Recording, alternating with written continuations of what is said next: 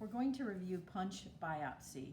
The punch biopsy is very useful in gynecology because the punch biopsy instrument can get to places that other types of biopsy instruments might be a little bit more difficult to use.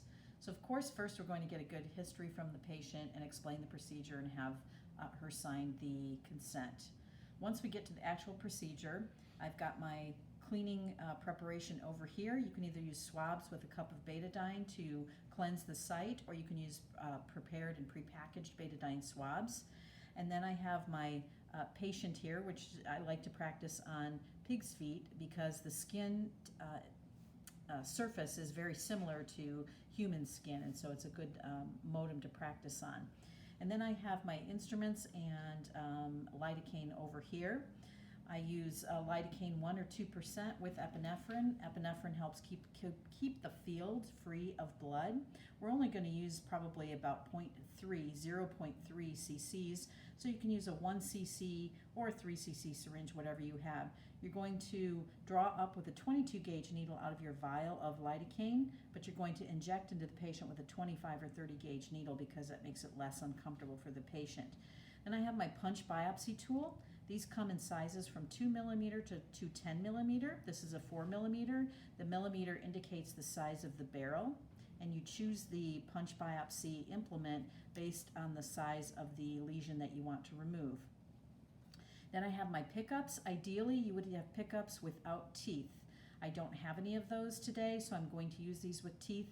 The problem with this is when we pick up the sample, it can cause some damage to the actual tissue that we need to sample. And so to be most careful, we'd want to use pickups without teeth.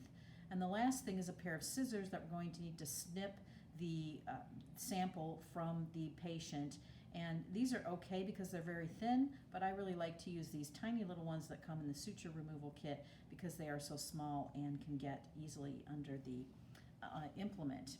So we would first then prep the patient's site and choose the correct implement for what size lesion we want to remove.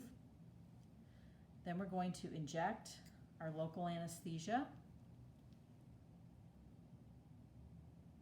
And you just go adjacent to and just under the dermis. And it will often create a wheal or a bleb underneath the lesion that you're trying to remove. Let that sit for just a few seconds, and then we're just going to test the patient to see that they have no sensation there. Once you're sure that the patient is anesthetized, you're going to take your punch biopsy tool and place it perpendicular to the skin right over the lesion. And in making the analogy to drilling for oil, this works in the same way. We're going to go back and forth until the implement breaks the dermis. Sometimes it may go to the junction of where the tool is, the blade, I should say, is joined to the plastic part of the tool. Sometimes you may not need to go that deep if what you're getting to does not have that much adipose tissue underneath it. Now the purpose of this is just to obtain a core, not to actually bring it out of the patient. For that, we're going to need our pickups. We're going to gently pick up that core.